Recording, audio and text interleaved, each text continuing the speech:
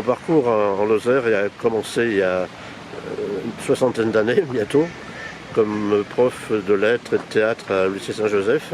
Puis ensuite, avec mon épouse, on a créé le théâtre de la Mauvaise Tête. Et le théâtre de la Mauvaise Tête, qui est feu théâtre de la Mauvaise Tête, puisqu'il a disparu maintenant. Et je suis arrivé à l'écriture, je sais pas, à la retraite. J'avais déjà écrit beaucoup pour le théâtre avant. Ensuite, j'ai écrit je me suis mis à la nouvelle. Je me suis intéressé aux nouvelles, j'ai commencé à faire des concours de nouvelles. Et puis, une certaine réussite dans la nouvelle m'a amené au roman. Et j'ai publié mon premier roman il y a 1 an. C'était Le Gone et la Nonne, publié par des éditions Héraclite, un éditeur de la région lyonnaise. Bon, c'est une série que j'ai commencé l'année dernière.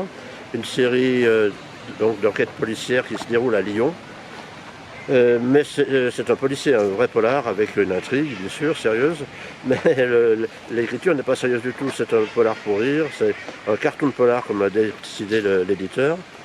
Et les 2 enquêteurs, surtout, sont des enquêteurs tout à fait atypiques. Un commissaire un commissaire qui a des méthodes très particulières. Et un jésuite envoyé spécial du Vatican, mais jésuite très spécial, pas très catholique, diraient certains. Et ces 2 personnages sont pittoresques, burlesques, de même que le ton de l'ensemble du monde dans lequel il évolue, c'est pas à prendre au sérieux. C'est pas du tout un polar tragique, c'est un divertissement.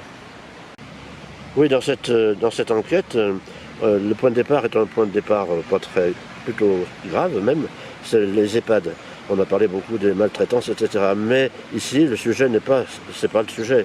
Ça peut être un élément qui est en filigrane. Mais en réalité, c'est un monde clos. C'est une sorte de huis clos dans lequel vont s'accumuler des cadavres pour rire, je dirais, et qui vont permettre à tous ces personnages d'exprimer leur originalité, leur pittoresque. Donc il s'agit d'une série, c'est-à-dire que les 2 enquêteurs se retrouvent de roman en roman, de polar en polar. Chaque histoire est indépendante de la précédente, mais on retrouve les 2 mêmes enquêteurs.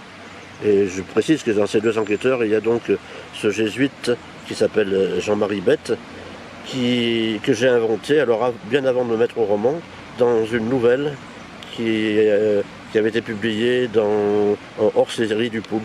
Le Poulpe est un personnage de roman populaire que l'on connaît en général, et dont l'originalité est que chaque aventure est écrite par un auteur différent. Et donc j'ai eu la chance de participer à un recueil de nouvelles à l'occasion du 20e anniversaire de ce personnage, et j'avais inventé parce que pour la nécessité, c'est d'avoir un titre avec un jeu de mots pas très bon obligatoirement dans ces histoires du Poulpe. Le titre, c'était donc l'abbé Bette du Gévaudan. Et ce personnage-là, finalement, je m'y suis attaché et je l'ai repris. Et il y a un des 2 enquêteurs avec le commissaire bavard, avec un T à la fin, comme Tourniol, comme Tartignol, ça dépend de son humeur. Et ces 2 personnages, je m'y suis attaché finalement, et donc je vais essayer de les faire vivre le plus longtemps possible. Donc ça, c'est la seconde aventure. La 3e est pratiquement terminée à l'écriture. Et voilà, chaque année, il devrait y en avoir une nouvelle aventure.